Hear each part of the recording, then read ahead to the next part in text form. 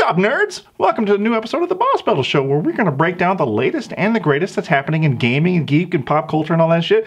My name is Adam Ronan, and I am your host, and I think you know what time it is. Motherfucker, it is time to get weird.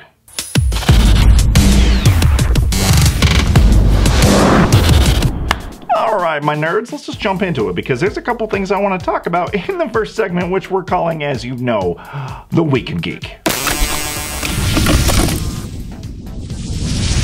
So the first thing that I want to dig into is last week, as they happened to do, Nintendo had a Nintendo Direct, which is, if you aren't a Nintendo fan, their way of kind of breaking out, they're like, hey, here's what we're going to do, because we're not like everyone else, and we're going to do the shit that we want to do the way we want to do it. And so they have their Nintendo Directs, and they reveal what's coming out over the next year or so. And they have a couple of these every year. And, there was a lot of speculation. People were like, are they going to reveal the next Smash Brothers? And I myself had thought for a while, I was like, man, the Switch needs Smash Brothers. To me, the killer apps for a Nintendo console are Super Mario Brothers. Boom, we got that. Legend of Zelda. Boom. Oh boy, did we fucking get that. And then, boom, Super Smash Brothers. Now, I know a lot of our audience is FGC related, so I will just preface this by telling you that I do enjoy Super Smash Brothers.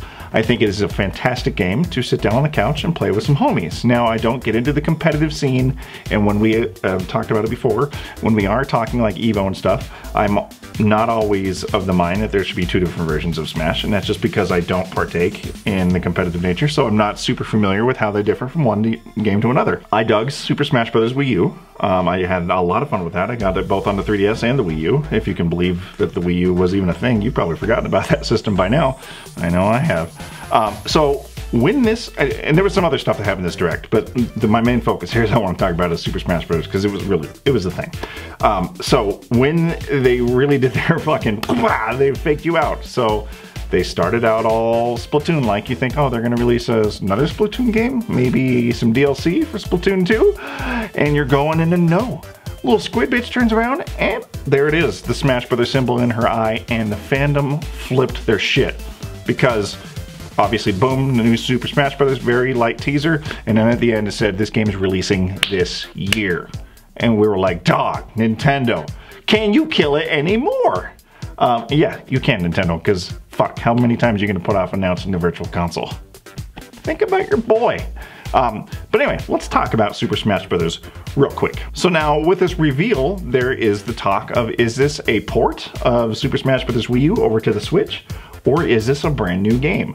And this is where the speculation comes into play. I think speculation is the best part of when games are announced, especially if you're a fan of the franchise. I think it's pretty well settled on this fact that this is actually going to be a brand new Smash game. So this is essentially Smash 5. A lot of things hint to this, and for me, the biggest reveal right away was that is clearly Breath of the Wild Link that's standing there. So surely, of course, they could have a skin that they put into the port. They can have a skin of Breath of the Wild Link, but something kind of spoke to me. I was like, nah, I think that's going to be a new game. But then at the very, very end of the trailer, 2018, down in the corner, and it mentions the developers. You know who it does not mention? The developer of Smash Brothers Wii U. Bandai Namco's name was nowhere to be found. It's just copyright 2018 Nintendo. And so that kind of goes to say, oh, okay, this is not a port of the original game because the original developers of Bandai Namco are not there. Which, that's a pretty telltale sign that this is a brand new Smash game.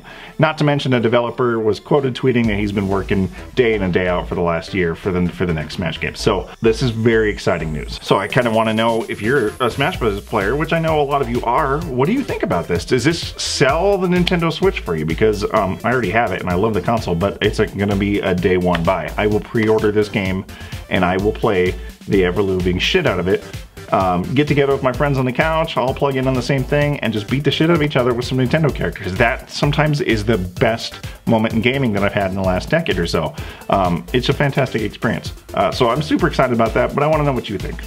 There were some other things that were announced with the Nintendo Direct, like with Dark Souls and the Dark Soul amiibo that they're coming out with. But the other thing that kind of just sparked my interest was the announcement that Crash Bandicoot's Insane Trilogy is coming on a Nintendo Switch on July 10th. And it's also revealed that it's coming out for Xbox, which is another big deal on its own. But you kind of step back and think about this, because if you go back to the 90s and you think about Crash Bandicoot, you think about how that is basically PlayStation's mascot. That's their version of Mario.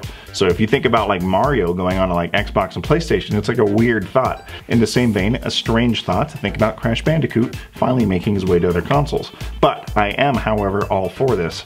I got the Insane Trilogy on my PlayStation 4. I will absolutely get it on the Xbox One because I love achievements, and I will get it on the Switch so I can have just more opportunities to want to smash that motherfucker over my knee because of how hard the game is with the weird jump hitboxes and shit like that. Like crazy. Anyway, that's super cool. I thought that those are the two biggest highlights of the Nintendo Direct. What did you think? And then the next thing I want to talk about is Call of Duty. So Call of Duty Black Ops 4 was also released with an announcement that they're coming out with their next game this year, October 12th, which was to the surprise of not you or I or anybody else on the planet, because these are the things you can count on in life. 1, you're gonna die. 2, you're gonna have to pay taxes and be broke motherfucker.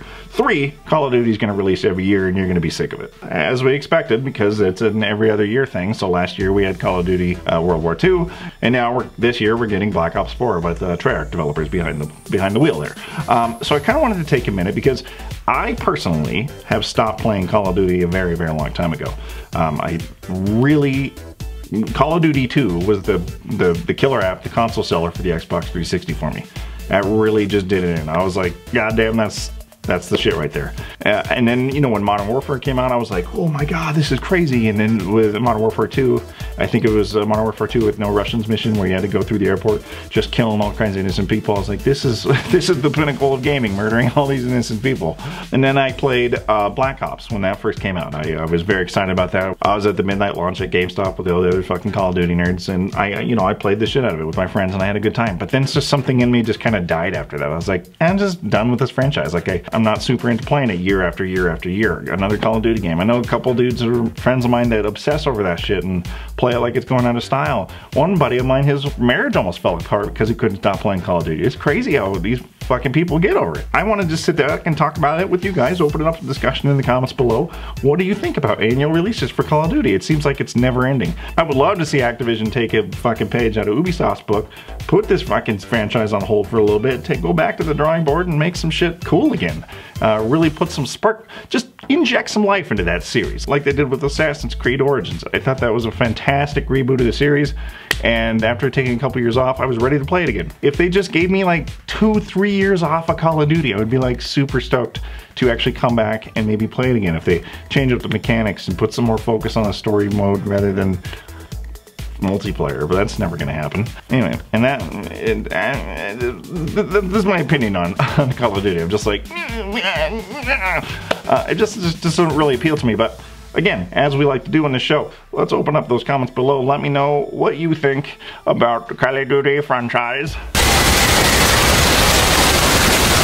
There are no additional segments on this week's episode of the Boss Battle Show. I do have a special edition of rad shit that's coming for next week's edition that's going to cover some community members and kind of open this up to stuff they're doing. So anyway, guys, that's this week's episode of the Boss Battle Show. I do encourage you, if you have not yet or you don't know about it, to check out our sister channel that we just launched called Neon Ronin, where we've got a little bit more geeky stuff, a little bit more creative things going on, like vlogs, music videos, podcasts, all that stuff. It's over there now, so if you haven't checked it out yet, you know what? Go click that sub button. We would really appreciate it.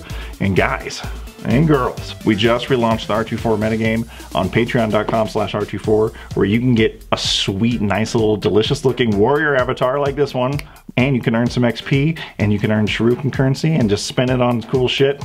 And if you want to know more about what I'm talking about here, you can check out the video right there, and I'll tell you more about it. But guys, we really appreciate it. If you're new to the R24 channel, please consider subscribing and pressing that little sub button and the bell so you know when new videos come out. And welcome to the family. And if you've already been here for a while, I fucking love you. You know what I'm saying? This is just a good time. This is my favorite thing to do, is just sit here and talk to you guys face to digital face.